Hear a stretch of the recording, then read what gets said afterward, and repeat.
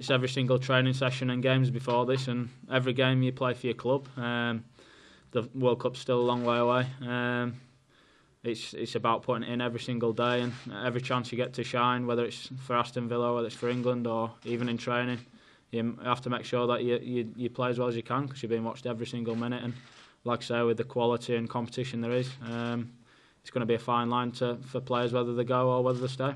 You always want to start games, and like I say, you got to prove that you should be in this squad, and then it's about battling for a place in the team. So that's obviously where you want to go. There's a lot of competition, but hopefully I get a chance. If not, hopefully I'll get on the field, and you've just got to go out there and play as well as you can. I don't think it really matters where I see myself, it's where the manager sees me. So like I say, I'll just go out there and play as well as I can wherever it puts me. And I've grown up playing wide and central, so I'm comfortable in a number of positions. So wherever selected, if I'm selected, I'll be ready to go.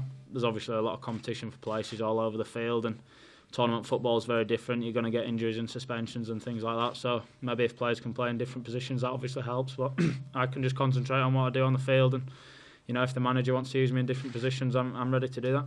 They always want to strive to get in the full England squad, and I was played a lot of under 21 games, and I think it's important that you're not just going there and you're disappointed not to be in the full squad or getting closer. It's about taking that in your stride and learning as much as you can in these games. And I've been lucky to go to 3 youth under 21 European Championships, and although it's slightly different to a World Cup, it's tournament football at international level, and gives you that experience of being away and playing in tournaments, and could be valuable come a World Cup or European Championships at senior level. You want to play against the best teams and play with the best players, and Brazil's obviously one of them.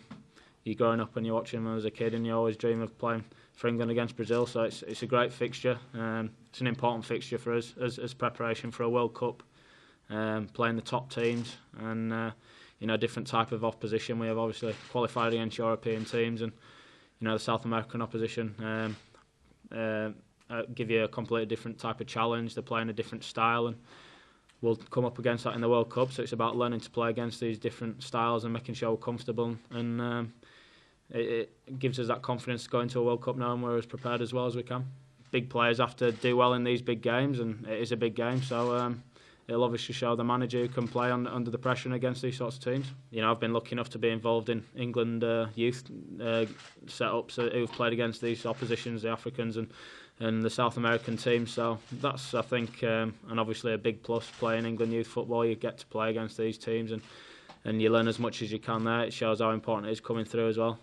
If you do well in this game, it's one game, but there's a lot of football to be played between now and the World Cup anyway, and obviously the qualifying was a massive thing to get through, and how well we did. So it's obviously would be nice to do well against Brazil, but like I say, you're being watched all the time anyway, so you have to make sure that you're playing well all the time, and your form's good, and you're working hard as you can all the time, not just in one game.